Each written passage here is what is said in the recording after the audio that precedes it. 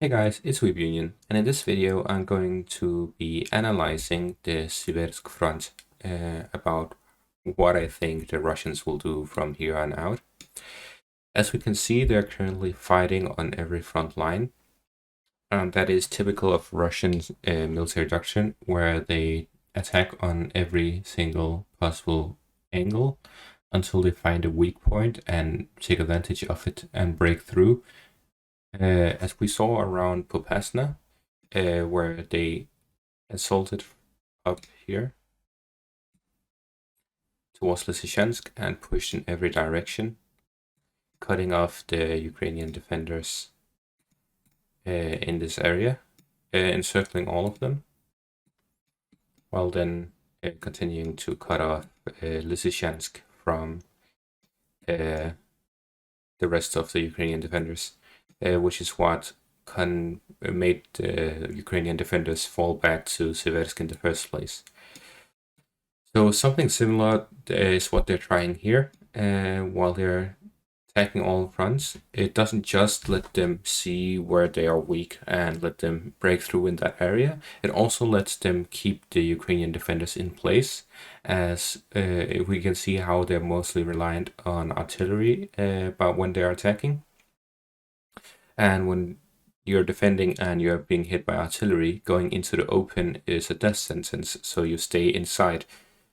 If they then break through at one of these cities or villages further south, while the defenders at Siversk are bogged down due to the Russian artillery, they'll be able to move through and encircle the defenders. So what I think the Russian strategy is here is to find one of these areas as the weak point, as we can see how the front line is somewhere around here right now. If they can break through here, there will definitely not be enough soldiers to defend this area, and they'll be able to push through and around. If we look at the military deployment map, we can see that there are about 3 brigades and 2 regiments, as well as 4 battalions.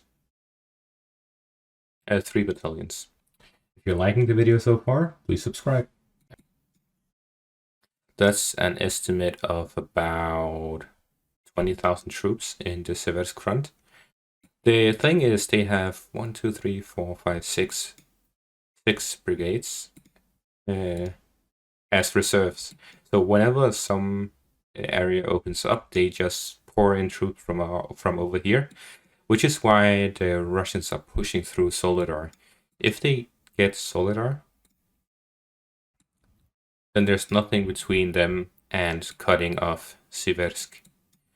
Especially if the terrain begins becoming muddy, as it will soon once fall sets in, which will prevent the Ukrainians from using the normal roads, as we can see here. They'll have to go through these roads.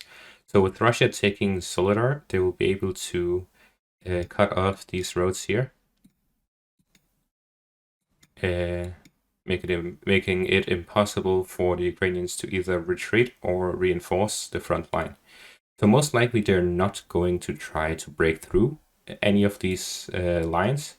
They'll just try to keep them there, so that once they take Soledar, they'll be able to cut off these roads right here, which will prevent further reinforcements. It'll be a hard battle for both sides to for the Ukrainians to break through the defenders in Soledar, and for the Russians to hold this line, as they'll be attacked from both sides, as the Ukrainians will be trying to retreat and the reserves trying to attack Soledar, which is why at the same time as they're doing this, they are also fighting from the south, where they're going to be going around this road on the left side, because if we look at the topography, this is Bakhmut.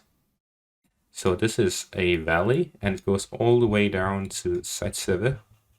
So by going around here to the south, they'll be able to avoid this valley and stay on the high ground and attack the Ukrainian defenders that are all placed around this area here and here. So by going around, they will be attacking them on leveled field, which will allow them to deny the Ukrainian advantage by defending the city here. The Ukrainians also have their artillery placed here, stationed here, which is about 15 kilometers from Siversk, Bakhmut.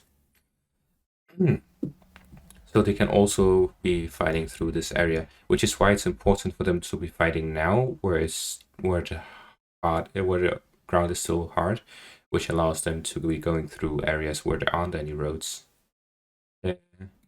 So the defense of, or the takeover of Soledar contradicts the movement around Bakhmut, as one needs hard ground, one doesn't.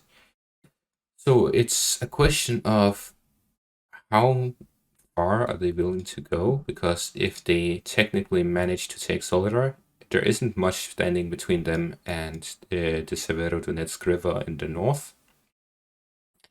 They will of course be attacked and harassed throughout the way by all of these brigades, but if they manage to reach this river, then they will need a huge amount of forces going through to support it, about at least 20 to 30,000, which is a lot of units that they probably don't have in the area right now. Of course, we don't know exactly how much, as this isn't a very accurate map, but I would assume around 15,000 currently in and around Soledar and Bakhmut from the north, and about 15,000 here in the south. So they would need about 10,000 extra, which they can pull from the northeast here. So if their main force is just pinning the Ukrainian defenders down and keeping them here, then they can send extras over to Soledar and push through with their heavy equipment. But the issue here is that the Ukrainians actually mine Soledar, so they'll need to go around it, which is why they're also pushing through around Yaklivka, because if they go around it instead of directly through it, then they will be able to push through easier, as there's no mines here, at least to my knowledge. So by pushing through here up to the road, passing through the valley that goes through here, they'll be able to basically attack through this area. So this is definitely going to be their point of attack. These are all just to keep the defenders here and distract it away from the road, from the main road. And the success of this mission depends on the Ukrainians' willingness to keep this salient or to give it up, as well as the Russians' ability to distract the Ukrainian defenders by going around the road here down south. So if it's true that Site Siver has been captured, then this plan is most likely to go in motion very soon. That's it for this video. Thanks for watching and have a great day. See you all.